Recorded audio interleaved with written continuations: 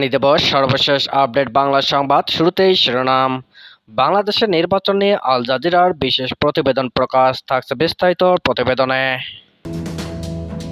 সবশেষে জানিয়ে দেব বাংলাদেশের উপর আসছে যুক্তরাষ্ট্রের নতুন চাপ, থাকছে বিস্তারিত প্রতিবেদনে। এতক্ষণ শিরোনাম শুনছিলেন, এবার বিস্তারিত। কাতার ভিত্তিক সংবাদ মাধ্যম আল জাজিরা বাংলাদেশের 7 জানুয়ারির নির্বাচন নিয়ে একটি বিস্তৃত প্রতিবেদন প্রকাশ করেছে। এতে বলা হয়েছে, ভোটাভুটির বিতর্কের মধ্যে পঞ্চম মেয়াদে জয় পেয়েছেন বাংলাদেশের প্রধানমন্ত্রী শেখ হাসিনা। বিরোধী দল নির্বাচন বর্জন করা ও নির্বাচন কেন্দ্রগুলো ফাঁকা থাকায় সরকারি হিসাবে শতকরা 40% ভোট পড়া নিয়ে প্রশ্ন উঠেছে। Sheikh Hasina wins fifth term in Bangladesh amid turnout controversy শীর্ষক প্রতিবেদনে বলা হয়েছে, নভেম্বরের শুরুর দিকে নির্বাচনের শিডিউল ঘোষণা করায় এবং প্রধান বিরোধী দল বিএনপি নির্বাচন বর্জন করায় এই নির্বাচনের ফল কী হবে তখনই সিদ্ধান্ত হয়ে গিয়েছিল। বিস্ময়কর হলো, এই নির্বাচনে দ্বিতীয় অবস্থানে কে? কোনো রাজনৈতিক দলের পরিবর্তে মোট 63টি আসন নিশ্চিত করেছে স্বতন্ত্র প্রার্থীরা।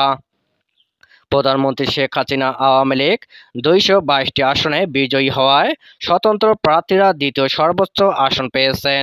এতে পার্লামেন্টে একটি বিরোধী দল পাওয়ার সমস্যা সৃষ্টি হয়েছে।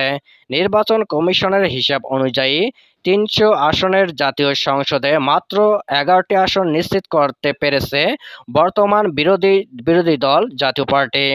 স্বতন্ত্র সব বিরোধী প্রার্থীর মনোনয়ন প্রত্যাখ্যান করেছিল আওয়ামী লীগ।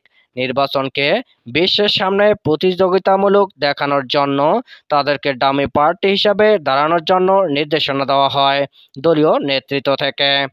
বাংলাদেশের সুপরিচিত মানবাধিকার কর্মী ও ফটোগ্রাফার শহীদুল আলম আল জাজিরাকে বলেন, এটা হলো উদ্ভব এক নির্বাচনের উদ্ভব ফল। ডামি নির্বাচনে ডামি প্রার্থীরা এখন ডামি পার্লামেন্টে নেতৃত্ব দেবেন। এই নির্বাচন বর্জন করেছে বাংলাদেশ জাতীয়তাবাদী দল বিএনপি। তারা আওয়ামী লীগের প্রধান রাজনৈতিক বিরোধী পক্ষ। শেখ হাসিনা প্রশাসনের পরিবর্তে নির্বাচন অনুষ্ঠানে একটি নির্দলীয় শাসন ব্যবস্থার অধীনে নির্বাচন দাবি করেছিল বিএনপি। বিশ্লেষকরা বলেন, বিএনপি নির্বাচন বর্জনের মধ্য দিয়ে রোববার অনুষ্ঠিত একপক্ষীয় একটি নির্বাচন ছিল শুধু শেখ হাসিনাকে ক্ষমতায় ফেরানোর।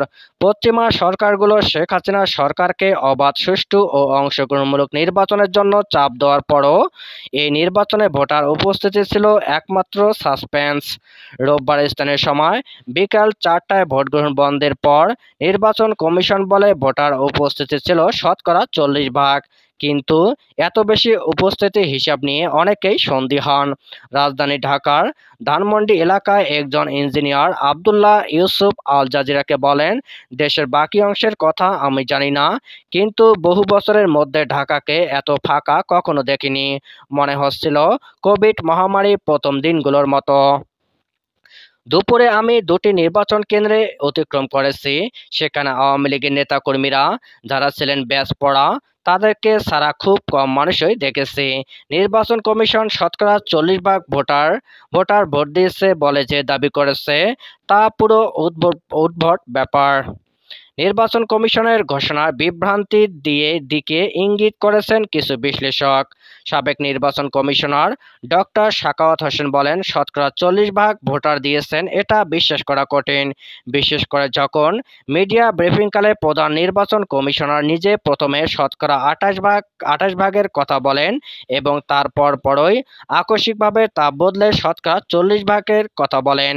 ওই ব্রিফিংয়ে বেশ কয়েক ঘন্টা পরেও নির্বাচন কমিশনের প্রধান কার্যালয়ের ড্যাশবোর্ডে দেখা যায় শতকরা 28% মানুষ ভোট দিয়েছে। এর একটি ছবি দেশের সামাজিক যোগাযোগ মাধ্যমে ব্যাপকভাবে ছড়িয়ে পড়ে এবং তাতে তীব্র সমালোচনা হয়। বিষয়টি আল জাজিরা পরীক্ষা ও যাচাই করছে। নির্বাচন কমিশন ভোটগ্রহণ বন্ধ হওয়ার 1 ঘন্টা আগে ঘোষণা বলে যে শতকরা প্রায় 27% ভোটার ভোট দিয়েছে। শেষ 1 ঘন্টায় রাজধানীর কমপক্ষে 10টি ভোট কেন্দ্র পরিদর্শন করেছে আল জাজিরার সাংবাদিক, কিন্তু সেখানে কোনো ভোটার দেখতে পায়নি।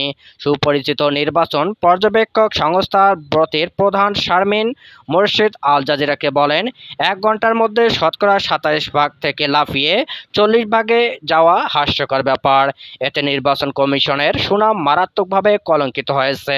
তিনি আরও বলেন, এর মধ্য দিয়ে নিশ্চিতভাবে তারা জনগণের আস্থা ও বিশ্বাসযোগ্যতা আরও হারিয়েছে, যা তারা শুরুতে করেনি। এটা কোনো নির্বাচন ছিল না, এটা ছিল এক দলের জন্য একই দলের ভোট চর্চা। অন্যদিকে শতকরা ২৮ ভাগ ভোটকেই বেশি বলে অভিহিত করেছেন বিএনপির নেতারা। তারা বলেছেন, সারাদিন দেশজুড়ে বেশিরভাগ ভোটকেন্দ্র ছিল ফাঁকা। বিরোধী দল আগেই ৪৮ ঘন্টা হরতাল আহ্বান করে। শনিবার সকাল থেকে শুরু হয় এই হরতাল। মনে করা হয়, এর ফলে ভোটার উপস্থিতি কমে যেতে পারে। নির্বাচনের পর সাংবাদিকদের ব্রিফ করেছেন বিএনপির সিনিয়র নেতা আব্দুল মঈন খান। তিনি বলেছেন, মিডিয়া এবং সামাজিক যোগাযোগ মাধ্যমগুলোতে যেসব ছবি ও ফুটেজ শেয়ার হয়েছে, তাতে আপনি দেখতে পাবেন ভোট কেন্দ্রের সামনে কুকুর দাঁড়িয়ে আছে, শুয়ে আছে, অথবা পুলিশ এবং ২-৪ জন আওয়ামী লীগের নেতাকর্মীর সঙ্গে খেলা করছে রোদে। সেখানে কোনো ভোটার নেই। তিনি বলেন, জনগণ নির্বাচন বর্জনের ডাকে সাড়া দিয়েছে এবং নির্বাচনকে লাল কার্ড দেখিয়ে দিয়েছে।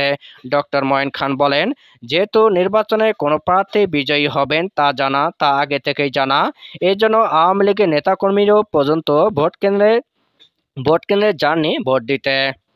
অন্যদিকে আওয়ামী লীগ নেতারা বলছেন, হরতাল ও আগুন হামলার মধ্য দিয়ে বর্জনের মাধ্যমে নির্বাচন বানচালের পরিকল্পনা করেছিল বিএনপি। তাদের সেই ডাকে সাড়া মেলেনি। জনগণ ভোট দিয়েছে। নির্বাচনে পরিষ্কার নেতৃত্ব দেখতে পাওয়ার পর মিডিয়ার সঙ্গে কথা বলেছেন আওয়ামী লীগের সাধারণ সম্পাদক ওবায়দুল কাদের। তিনি এই বিজয় আমাদের গণতন্ত্রের বিজয় বলে মন্তব্য বলেছেন, ব্যালটের মাধ্যমে বিএনপির সন্ত্রাসের বিরুদ্ধে উচিত জবাব দিয়েছে জনগণ। কোনো রকম ভয়ভীতি অথবা ভোটে হস্তক্ষেপ ছাড়া পছন্দের প্রার্থীকে ভোট দিয়েছে বেশিরভাগ মানুষ। তিনি আরও বলেন, দেশের ইতিহাসে এটা ছিল সবচেয়ে শান্তিপূর্ণ একটি নির্বাচন। গত দুটি জাতীয় নির্বাচনে কয়েক ডজন মানুষের মৃত্যু ও ভয়াবহ সহিংসতার কালিমা লেগেছিল। সেই তুলনায় রোববারের নির্বাচনে মাত্র ১ জন নিহত হয়েছে, খুব কম সংঘর্ষ হয়েছে।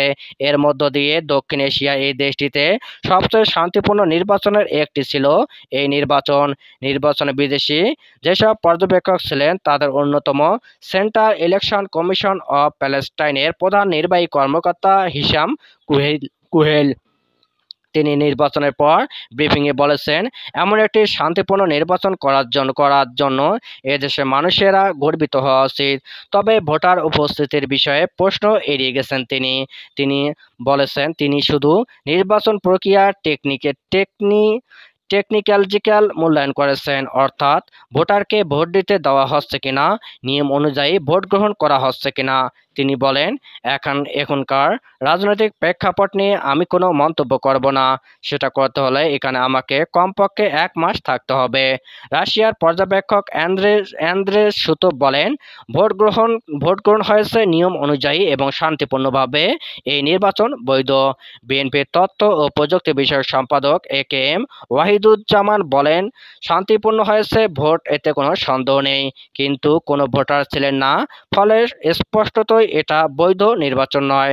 তিনি বলেন, আওয়ামী লীগের এই বিজয় বেআইনি ও অবৈধ, কারণ ভোটের মাধ্যমে জনগণ বৈধতা দেয়নি।